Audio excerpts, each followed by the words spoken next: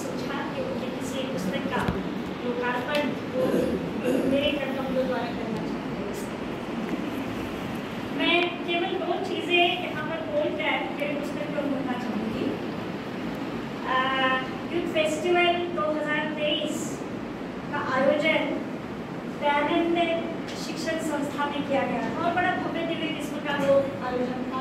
सुयोजन करते हैं, मैं मेरे विद्यार्थियों के ग्रुप को लेकर मैंने एंट्री की और हम लोगों को दयानंद कला का पूरा एक कैरिडोर दिया गया था। हमारे विद्यार्थियों को तैयार वगैरह होने 2-3 कमरे हम लोगों को दिए गए थे और जैसे मैंने एंट्री की वहाँ पर एक बुक स्टॉल लगाया हुआ था, बहुत बड़ा बुक स्टॉल लगा हुआ था दयानंद कला महाविद्यालय की एंट्री में।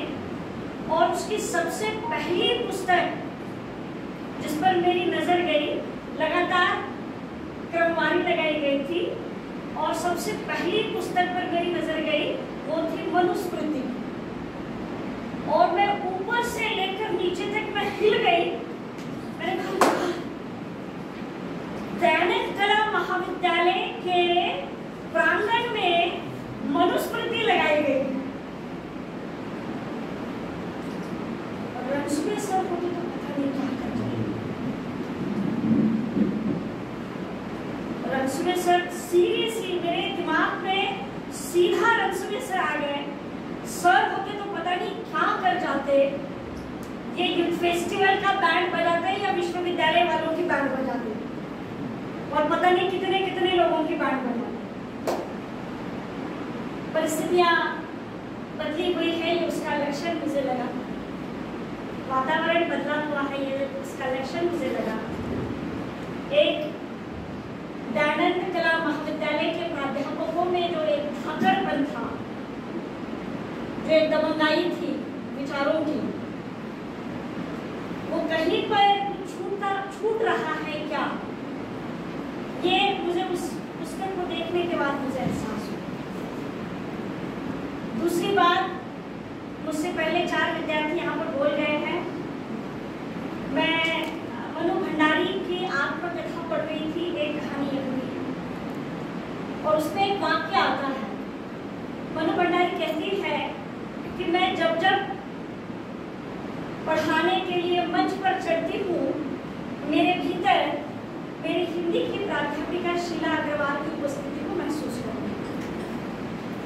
मैं मनु भंडारी के वाक्यों को चुरा लेती हूँ और उसको मेरे नाम पर दर्ज कर देती हूँ। मैं जब जब बतौर शिक्षक मंच पर चढ़ती हूँ, मैंने भीतर मेरे गुरुवर्य आदरणीय सूर्य नारायण सर की उपस्थिति को महसूस करती हूँ। ये बहुत महत्वपूर्ण होता है कि आप पढ़ाते समय अपने भीतर किसकी उपस्थिति को महसूस कर रहे हैं। मैं पुस्तक पर आती हूँ, 10 मिनट का समय है, 3 मिनट समाप्त हो चुके हैं। विमर्श, स्वरूप और रचना की जो बात कही गई है, देखिए भारत की एकमात्र पुस्तक है विमर्श, संकल्पना और स्वरूप, जो विमर्शों के रूप में ये सबसे पहली पुस्तक आई है, जहाँ पे सर ने दलित विमर्श, स्त्री विमर्श और आदिवासी विमर्श, इन 3 विमर्शों को मुख्य रूप से प्राधान्य देते हुए लिया है। इसको 2 भागों में, जैसे सर ने कहा कि 2 भागों में इसको विभाजित किया गया है, स्वरूप और संकल्पना, जिसको लेकर मुझे यहाँ पे बात करनी है। देखिएगा, निश्चित रूप से भारतीय परंपरा में हम लोगों को देखने को मिलेगा कि चिंतन की जो धुरी रही है, उस धुरी में मनुष्य कभी केंद्र में नहीं रहा। लगभग ईश्वर, अध्यात्म, प्रकृति, राजा, इन तमाम चीजों पर चिंतन किया गया है। लेकिन विमर्श ये एक ऐसा विषय है जो मनुष्य को केंद्र में लाकर खड़ा कर देता है। विमर्श के कई सारे लगभग कई सारे उसके अर्थ निकाले जा सकते हैं। बहुत मोटे रूप में उसका सबसे पहला अर्थ है, सर ने कुछ इस प्रकार से बताया कि अहम की स्फूर्ति, अहम को हम लोग अस्मिता के रूप में वो इंटरप्रिटेशन करते हैं, और अस्मिता केवल एक व्यक्ति की नहीं, अस्मिता समुदाय की। मतलब विमर्श ये परिभाषा सामने आती है कि व्यक्ति के बहाने किसी उसका विचार करना, उस पर परामर्श करना या उसकी आलोचना। और यहाँ से विमर्श की जो धुरी शुरू होती है, मतलब वो कई थोड़ा सा इतिहास भी उसमें दर्ज करते हैं कि विमर्श एक प्रकार का शास्त्रार्थ ही है।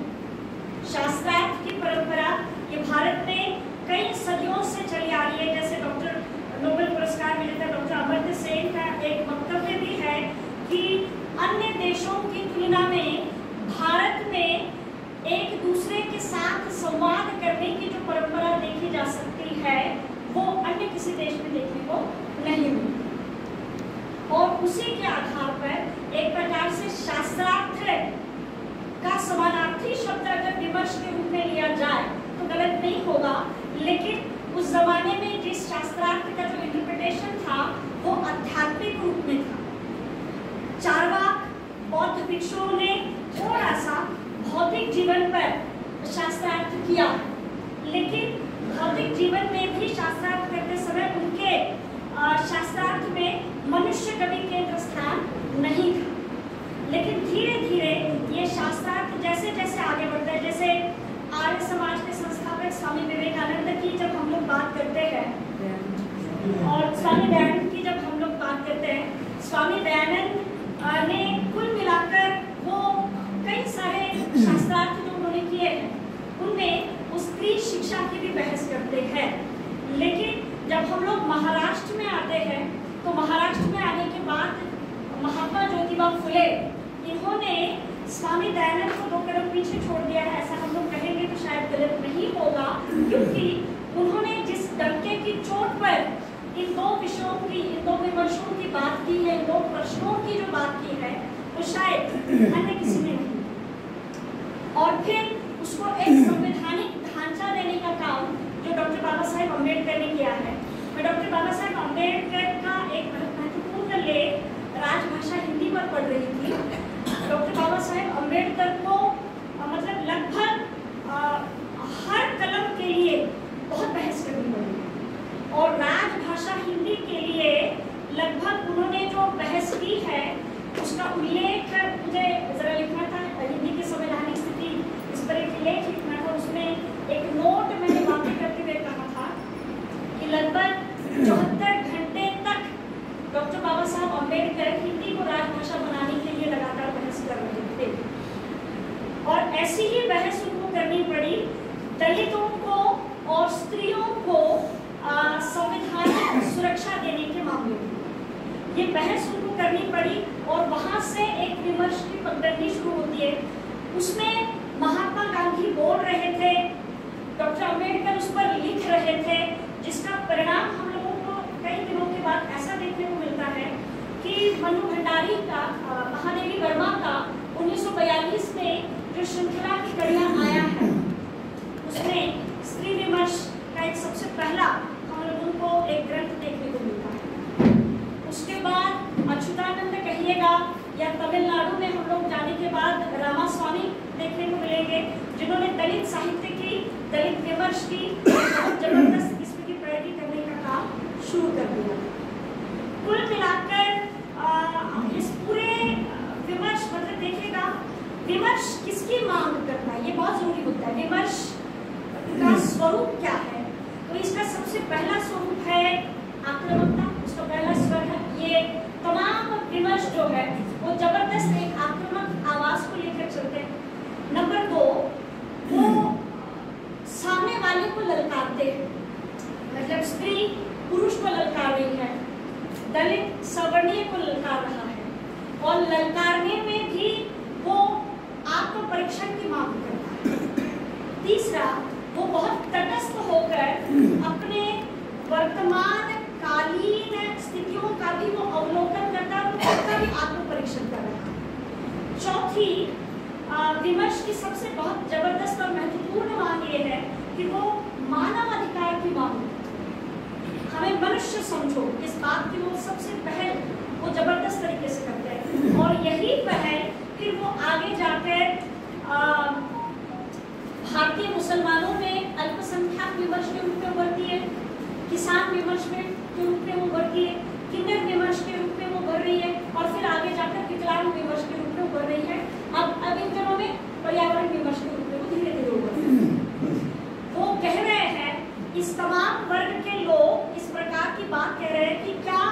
हमारा इतिहास में कभी हमारा स्थान था क्या? अगर वो था तो वो किस दिशा में था और किस दशा में पड़ा हुआ था? आज वर्तमान में हमारा स्थान क्या है? और वर्तमान में भी संवैधानिक सुरक्षा होने के बावजूद भी, मैं फिर से एक बार मेरी बात को दोहराती हूँ, संवैधानिक सुरक्षा होने के बावजूद भी वर्तमान काल में घटित होने वाली घटनाओं का अवलोकन ये वर्ग कर रहा है। ठीक है, इन मुद्दों को लेकर ये समग्र पुस्तक जो है अत्यंत चिंतनीय और जबरदस्त एक विचारधारा को लेकर चलती है। एक बहुत महत्वपूर्ण पुस्तकों में से, मतलब मेरे जैसे जो अभी इस दौर के चलने वाले शिक्षकों के लिए ये पुस्तक एक बहुत अनमोल तोहफे के रूप में रहेगी, क्योंकि इस पुस्तक को पढ़ने के बाद विमर्श से जुड़ी हुई, सर ने उसमें अंग्रेजी के भी डिस्कोर्स का उल्लेख किया है।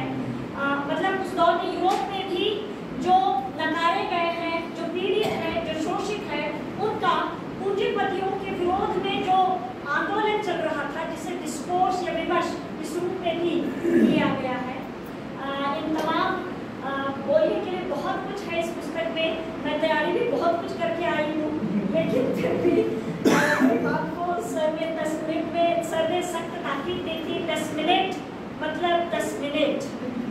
देखिए ऐसा है कि अगर आपने सर ने आपको 4 बजे का समय दिया है और अगर आप 4:15 बजे पहुँचे तो वो कुछ कहेंगे नहीं, लेकिन वो एक कटाक्ष आप पर ऐसे डालेंगे कि आपको ब्रह्मा विष्णु महेश तीनों के दर्शन एक साथ हो जाएंगे।